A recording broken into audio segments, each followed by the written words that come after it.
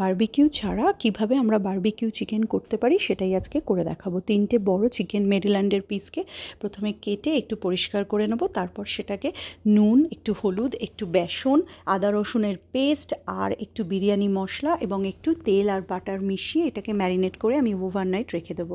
তারপর একটা গ্রিল প্যানে একটু অয়েল বাটার ব্রাশ করে নিয়ে ওই প্যানের মধ্যে ম্যারিনেট করা চিকেনগুলো দিয়ে মিডিয়াম আঁচে হতে দেবো। আর কিছু পেঁয়াজকে গোল গোল করে কেটে নেব, সঙ্গে নেব কিছুটা ক্যাপসিকাম, সেগুলোকেও ওই যে লেফট ওভার ম্যারিনেশনটা রয়েছে তার মধ্যে ম্যারিনেট হতে দেবো। তারপরে মিডিয়াম আঁচে চিকেনগুলোকে হতে দেবো। যখন চিকেনগুলো অলমোস্ট রেডি তখন আঁচ বাড়িয়ে ভেজিটেবলসগুলোকেও ঠিক তার পাশে দিয়ে দেবো। তাতে কী হবে, ভেজিটেবল থেকে জল বেরোবে না এবং ক্রিস্পি তৈরি হবে, আর চিকেনগুলো অন্যদিকে বেশ ভাজা ভাজা হয়ে যাবে। তো একই সাথে আপনার চিকেন এবং ভেজিটেবলস রেডি। আর এই রেসিপিটা করতে খুব একটা সময় লাগে না, একটু ভালো করে ম্যারিনেট হলে মোটামুটি 1/2 hour to 45 মিনিটসের মধ্যে রেডি হয়ে যায়। ঘরেতেই খুব ইজিলি একটা বারবিকিউ চিকেন করে নেওয়া যায়। রেসিপিটা কেমন লাগলো সবাই জানাবেন, ভালো হলে লাইক করবেন। Thank you.